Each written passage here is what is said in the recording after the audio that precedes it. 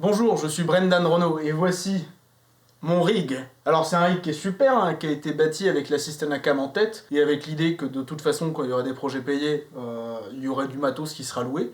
Donc je me suis pas vraiment trop cassé la tête sur avoir du matos beaucoup trop cher que je ne rentabiliserai jamais. J'ai du matos un peu moins cher que j'ai plus de chances de rentabiliser. Et en fait je suis appelé sur des jobs bientôt. Et les quelques jobs que j'ai, c'est pas de la System Cam. C'est plutôt des jobs de capta ou qui se rapprochent plus de ce que fait un chef-op. Sauf que là où ça me met un petit côté panique, c'est que j'ai pas d'optique vraiment. Hein. J'ai un 3500 qui est un peu naze, qui est absolument horrible à utiliser de façon professionnelle, qui est absolument pas fun à utiliser de façon amateur. Il est juste là pour dire ok, j'existe, tu peux faire une image entre 35 mm et 100 mm. Sauf que comme on est sur micro 4 tiers, on a un crop factor de 2, ce qui fait que j'ai effectivement un 70-200. C'est pas ultra pratique. Et alors c'est là que viennent en jeu les montures C. Tu en entends jamais parler et tu te dis qu'est-ce que c'est que ça? Tu tombes dessus sur le bon coin, ça coûte 30 balles, 40 balles, 50 balles, tu vois le truc. Attention, optique ingénieux, 17,90 par focale, T2 pour 70 €. C'est fou! C'est là que c'est incroyable. Il y a une couille dans le potage. Et on va voir la gueule de cette couille en utilisant ces optiques-là directement. Ne vous laissez pas avoir comme j'ai été eu. Donc là, nous avons un 17-102 qui, au demeurant, est très agréable quand on fait le zoom, qui, au demeurant, est très agréable quand on fait le point. D'ailleurs, on observera, chose que j'aime bien en tant qu'assistant caméra, des marquages au-delà de 5 mètres. Bon, en vrai, c'est pas si fou. T'as un marquage à 2 mètres, un marquage à 3 mètres, un marquage à 7, et après, c'est l'infini. Surtout, on a un système au niveau de l'ouverture qui est absolument incroyable, qui est soit automatique avec une connectique que personne connaît, soit qui est manuel avec une petite goupille qu'on vient tirer comme hack, et où on vient tourner pour avoir une petite idée de ce que ça fait, enfin pour sélectionner l'ouverture en question. Et c'est super agréable aussi à utiliser. Pour le tout, j'ai acheté une bague d'adaptation monture C vers micro 4 tiers, parce que sinon ça ne marche pas. La monture C, elle est beaucoup plus petite que la monture micro 4 tiers. Et c'est un truc à connaître et à savoir. Donc on va lancer le truc, on va monter l'optique, et puis on va regarder ce qui va pas ensemble. Super. Bon alors, malgré le fait qu'il y ait des câbles qui pendouillent un peu partout parce que j'attends autre chose comme optique sur cette caméra, ce qu'on peut observer au premier abord, c'est que c'est flou. Bon, jusque-là, c'est normal, hein, t'as pas fait le point particulièrement. Mais alors, laissez-moi vous montrer un petit peu. Là, je vais tourner la bague de poids.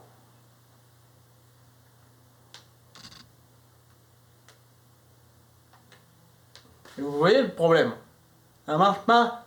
Ça marche pas. Ça marche pas. Absolument impossible de faire le point. Cependant, attention, chose à noter, si j'effectue un zoom, ça devient possible aux alentours de 40 mm. À partir de là, l'image devient incroyable. Pour 30 balles, elle devient incroyable. Il n'y a pas de submersion d'aberration chromatique. On a des petites déformations silly que tu retrouves sur certaines optiques anamorphiques. C'est l'inverse d'un bokeh sphérique, plutôt de faire sur les côtés, ça va dans l'autre sens. Et en vrai, c'est assez joli, il y a un petit teint chaud à l'optique. Et vous voyez que je fais ça absolument n'importe comment, parce qu'idéalement, on devrait vraiment être pile en face, on devrait être nickel, on devrait avoir un cadre un peu plus comme ça, quoi. Mais ça permet de se rendre compte quand même un petit peu du truc. Et en vrai, je trouve ça un peu joli. Alors le côté qui m'emmerde, maintenant, c'est que on est toujours sur un capteur micro 4 tiers. Entre 40 et le 102 mm, là, on arrive à faire le point. Alors par contre, essayez pas d'être bon avec les marquages. Hein. L'infini, il est à 1,50 m. Et c'est un petit peu chiant. On va pas se cacher, par moments, c'est un petit peu casse-couille. Et l'intérêt, c'est que ça fait un zoom qui est utilisable et pas trop cher. Alors utilisable dans certaines conditions. Le truc, c'est qu'au vu de ces problèmes, professionnellement, je l'utiliserai pas. L'intérêt d'acheter des optiques vintage comme ça, zoom pas très cher, c'est d'aller en dessous, en termes de focale, de ce que j'ai déjà. Je vous rappelle, j'ai un 3500. J'ai envie d'aller en dessous de 35. Donc si le machin il est correct et utilisable à partir de 40, ça ne me sert à rien. À part à avoir un zoom un peu moins dégueulasse. Mais c'est pas très pratique. C'est pas forcément ce que je recherche. Bon, en tout cas, ça a quand même un peu de gueule, je trouve. Mais bon, si ça a de la gueule et que c'est pas utilisable, c'est pas forcément super intéressant. Le fait est, messieurs, dames, que la vérité avec la monture C, et ce qui fait que c'est absolument pas utilisable avec du micro 4 tiers, c'est qu'il y a une toute nouvelle notion dans laquelle je m'en suis rappelé, et j'avais pas forcément checké ça en les achetant, en même temps ça coûte pas cher, t'as envie de sauter sur l'occasion plutôt que de regarder tout comme il faut. C'est la distance par rapport au capteur. En fait, comme c'est des optiques qui sont faites à la base pour des caméras Super 8, pour des caméras de vidéosurveillance, et qui sont aujourd'hui utilisées plus que pour des caméras de vidéosurveillance, bah, elles sont pas construites pareil, et on s'attendrait à ce que ça fonctionne, et la raison pour laquelle on arrive à avoir une image nette à un certain moment là-dessus, c'est tout simplement parce que la distance du capteur par rapport à la lentille de l'objectif, sur des caméras Super 8, elle est d'environ 12 mm et des brouettes. Sur du micro 4 tiers comme là, c'est 17. Donc tu peux te dire qu'il y a une différence qui est assez basse pour quand même en tirer quelque chose. Dans les faits, là, pas du tout. Il y a quelques autres optiques qui existent, notamment des focales fixes qui peuvent donner des choses, de faire des optiques macro un peu correctes, mais c'est au petit bonheur la chance. Les optiques en monture C, c'est au petit bonheur la chance. C'est soit ça marche, et t'as une très belle image pour pas très cher, soit ça marche pas et t'as perdu 50 balles. Après, ça veut pas dire que je vais la revendre, hein. Ne vous inquiétez pas. Et trouver quelqu'un qui en voudra bien et qui pourra l'utiliser. Comme le capteur dans la caméra est plus loin que ce qui devrait être bien pour l'optique, ce qu'il faudrait, ce serait une bague d'adaptation qui aille encore plus profond dans le capteur, dans le boîtier de la caméra.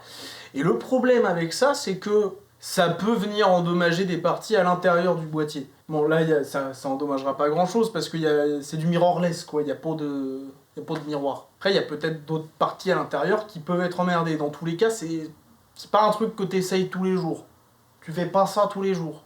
Et alors, la monture C, c'est très bien, mais saviez-vous que sur la même monture, la même base, il existait encore une autre monture? Alors, le petit élément à savoir et à comprendre, c'est que c'est une optique qui va exactement sur la même monture. C'est-à-dire que c'est le même filetage, c'est le même truc. Ah oui, chose que j'ai pas dit, c'est des optiques qui se vissent aussi. Donc c'est très chiant à enlever. Et alors, le petit élément de comparaison, que vous allez peut-être pas voir ici, mais je ferai un petit plan d'insert, c'est que cette optique-là, la lentille qui est au cul du truc, elle est beaucoup plus proche de la monture que là-dessus. Ce qui nous donne un petit effet un peu rigolo, vous allez voir, c'est qu'en plus d'avoir les mêmes problèmes que l'autre, elle est parfaitement inutilisable. En fait, la différence entre ces deux montures, c'est qu'il y en a une qui était plutôt pour des caméras qui utilisaient de la pellicule, et une autre qui était plutôt pour des caméras qui sont numériques, pour de la vidéosurveillance. La conséquence directe, c'est que c'est encore pire en termes d'optique et de comment c'est bouclé. On est encore plus à côté de la plaque. Ce qui est très con, parce que lui aussi, c'est un zoom du feu de Dieu. Théoriquement, c'est un 12.5-75 qui ouvre à 1.8 constant. Grosse dinguerie, pour 25 balles. Ça, incroyable. Techniquement, il est complètement useless. Parce que c'est pareil, c'est absolument pas possible de faire du focus. Et en fait, tu peux avoir des optiques qui ont beaucoup de problèmes, qui sont pas forcément très bien, qui ont même pas tout leur zoom. Mais si t'as pas le focus, si tu peux pas faire le point quelque part, c'est finito. Y a pas à chercher. Et alors, le fait est que déjà, il est pas très parfocal parce que j'ai fait le zoom, parce que j'ai fait le point avec le zoom en premier lieu, mais il est assez nice, mine de rien. Il a une jolie patine. Bon, là, on est en contre-jour, enfin, c'est pas les conditions les plus idéales, tu me diras. Mais tu peux t'en servir comme optique macro. Bien. Bon, alors là, je suis à 75 mm. Hein. À 75 mm, la possibilité de la profondeur de champ, enfin, la plage focale, là où tu peux faire le point, c'est de la caméra qui est là jusqu'à ma main. Alors c'est très compliqué de juger la distance depuis une vidéo, vous n'êtes pas forcément un assistant cam avec 12 ans d'expérience, donc on va mesurer. Vous pouvez faire le point sur 1 mètre, à 75 mm. C'est extrêmement spécifique et extrêmement précis, d'autant que c'est pas ce qui est le plus facile à utiliser. Et quand vous allez dézoomer, le point vous pourrez le faire à l'intérieur de l'objectif, et un petit peu devant même, enfin un petit peu complètement très proche. Faut avoir sa main collée à la lentille du fond de l'objectif pour espérer avoir un petit peu de netteté. Donc voilà, en termes de est-ce que c'est pratique ce genre d'objectif? Non. Est-ce que ça s'utilise professionnellement? Non plus.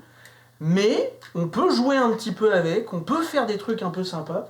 Faut juste pas tomber dans le piège de se dire tiens, je vais l'acheter et je vais me faire un zoom super bien pour pas trop cher. Si vous cherchez des zooms pas trop chers pour pouvoir faire des trucs un petit peu corrects, sans non plus briser un budget qui est déjà extrêmement réduit parce que tu travailles dans l'audiovisuel et tu n'as pas d'argent, pas plus que d'habitude, il existe tout un tas d'optiques en monture B4 qui sont faites pour du broadcast, et ça on y reviendra bientôt, normalement, Inch'Allah. Et on en recausera avec très grand plaisir. Parce que pour moins de 500 balles, tu peux avoir des optiques avec des qualités de zinzin. Et pour le coup, j'avais déjà fait un clip avec une optique en monture B4 et je sais ce que ça vaut. Pas comme les montures C. Les montures C, ça a été une surprise. Une mauvaise surprise, mais une surprise quand même. Donc voilà.